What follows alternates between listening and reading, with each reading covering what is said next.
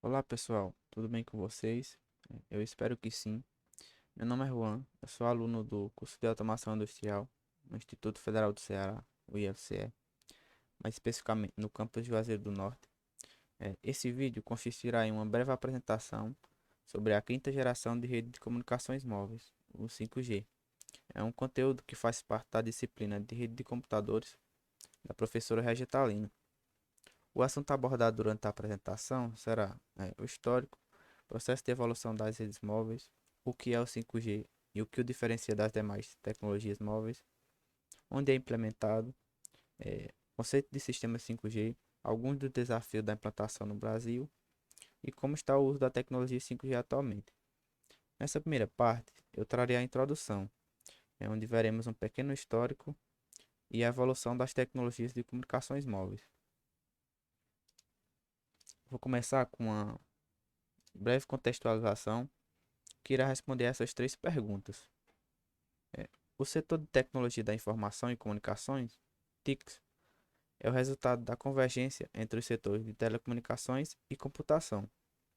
O segmento de comunicações móveis está focado na produção e implementação da quinta geração de redes móveis, o 5G, que busca consolidar os serviços e as propostas de última revolução industrial, criando um amplo ambiente para conectividade, processamento e armazenamento de informações através da internet.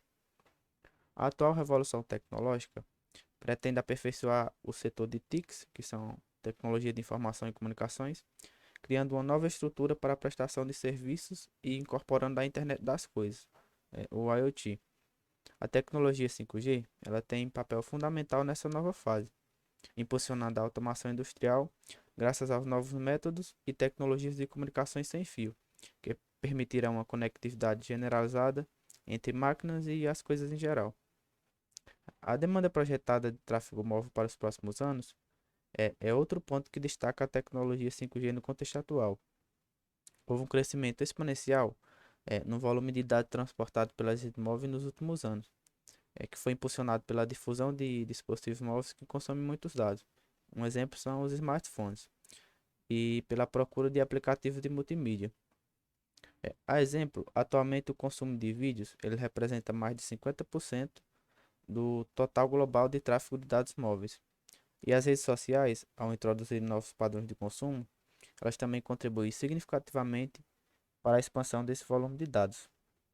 A tecnologia 5G ela é necessária para dar conta do número crescente de dispositivos conectados, assim como do número gigantesco de potenciais novos assinantes de redes móveis, isso no mundo todo.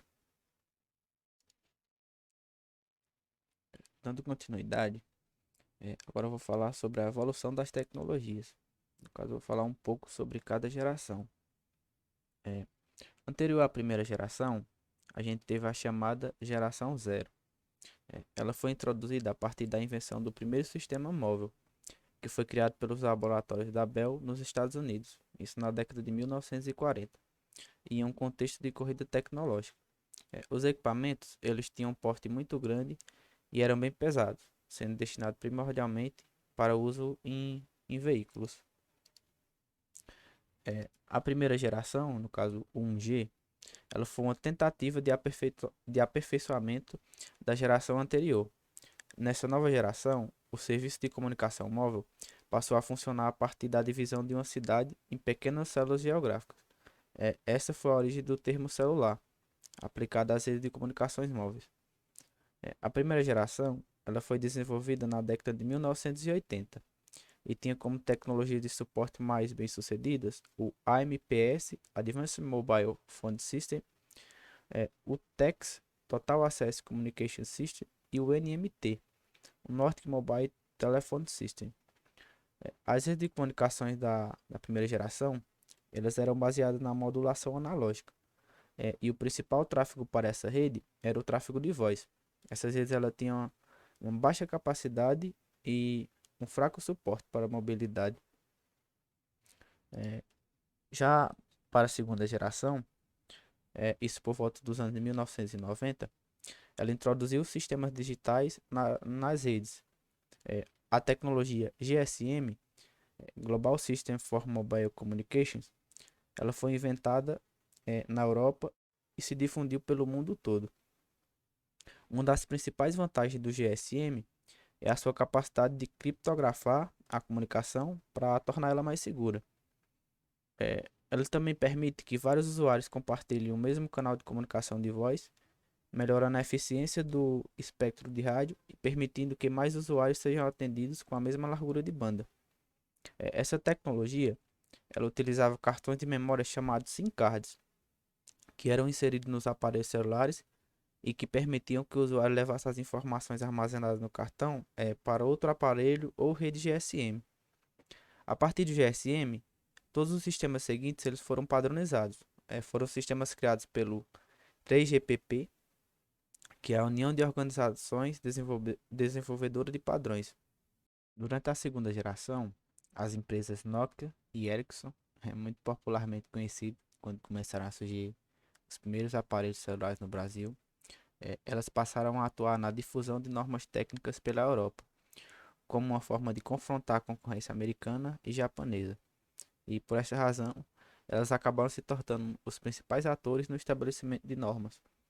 Isso para o GSM de segunda geração. E outra curiosidade é que apesar de ter sido substituído em grande parte pela tecnologia 3G e 4G, o GSM ainda é usado em algumas partes do mundo. Isso como uma tecnologia móvel de baixo custo e de baixa velocidade.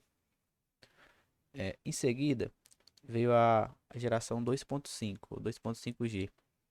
Ela possibilitou a comunicação por pacotes ao invés de circuitos. E o sistema GPRS ele aprimorou o GSM. Nele, os dados são divididos em pacotes para transmissão, o que permite uma contínua conexão de dados e também que os usuários sejam tarifados por volume de dados ao invés do tempo de conexão. Em seguida, a terceira geração, o popularmente conhecido como 3G, ela foi uma evolução das tecnologias anteriores. Ela permitiu, além da transmissão de voz, a transmissão de dados em alta velocidade. O 3G possibilitou a popularização de serviços como acesso à internet móvel, o streaming de vídeo e música e também chamadas em vídeo. A tecnologia 3G ela foi introduzida no início dos anos 2000 e atualmente ainda é fortemente utilizada em muitas partes do mundo. Após a primeira geração do 3G, veio o 3.5G, que foi introduzido como uma atualização do 3G. Ele oferecia velocidade de dados mais rápida, melhorando a experiência do usuário em serviços como o streaming de vídeo e o acesso à internet móvel em geral.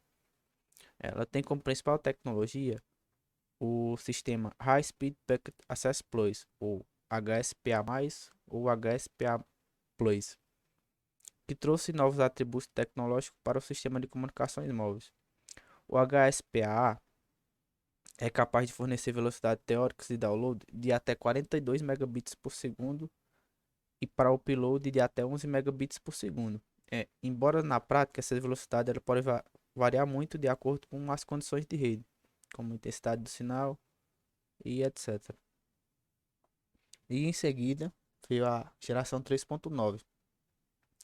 Ela é considerada mais uma evolução das redes 3G e ficou conhecida como Long Term Evolution System Architecture Evolution, o LTE/SAI.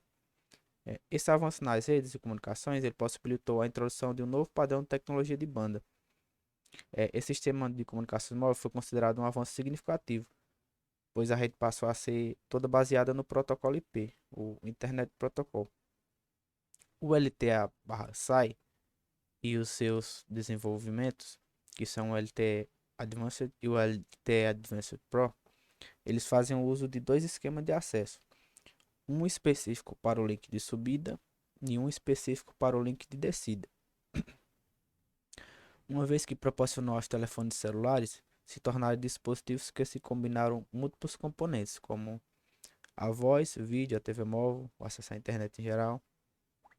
No entanto, a evolução promovida por essa tecnologia, ela necessitaria de novos atributos, como novas gerações de aparelhos celulares, novas estações de base para a transmissão do sinal 5G. E foi com essa geração de comunicação móvel que a internet passou a ganhar uma maior relevância. E após a geração 3.9, veio a quarta geração, o 4G. O 4G consiste em uma taxa de dados de alta velocidade mais um sistema de voz.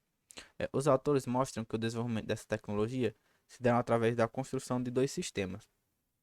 O primeiro foi o WiMAX, elaborado nos Estados Unidos, e ele utiliza a multiplexação por divisão de frequência ortogonal, o OFDM, sendo uma evolução do Wi-Fi. O outro é o LTE, que é muito parecido com o WiMAX, posto que ambos se utilizam de uma largura de banda de 20 MHz. Mesmo assim, a maioria dos países optou pelo sistema LTE. A mudança do 3G para o 4G representou uma mudança de baixa taxa de dados para taxa de dados de alta velocidade, no caso de vídeo móvel. Dentre esse requerimento do MIT Advanced, destaca-se que para uma tecnologia ser considerada 4G, ela deveria apresentar uma interface de transferência de dados com a taxa de 1 gigabits por segundo, para o caso de usuários estáticos, que representa já uma taxa de transferência muito alta comparada às versões anteriores. A quarta geração de redes, ela fornece serviços de dados de alta capacidade e taxas mais altas para multimídia móvel. O objetivo central da rede 4G era proporcionar uma solução baseada em IP, coerente e segura que suporte serviços de voz, dados e multimídias para usuários em qualquer lugar e a qualquer momento. Por esse motivo, essa geração de comunicações móveis ela permite transferência de dados mais rápida do que as gerações anteriores. Logo, a experiência aprimorada de dados 4G é a diferença notável do 3G do ponto de vista do usuário. Isso demonstra que os casos de uso de dados se tornaram mais importantes do que apenas o serviço de voz e mensagem, pois enquanto o 3G era apenas um conceito concentrado na operadora, o 4G é um conceito concentrado nos serviços.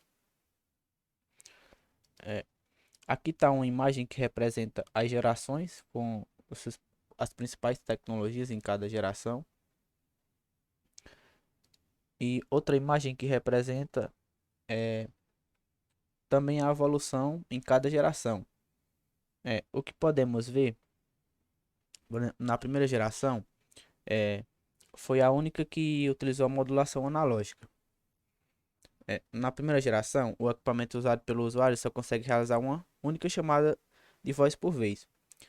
Já na segunda geração, existe a possibilidade de se utilizar dois serviços simultaneamente, ou seja, pode realizar uma chamada de voz ao mesmo tempo que você acessa um conteúdo de e-mail, por exemplo.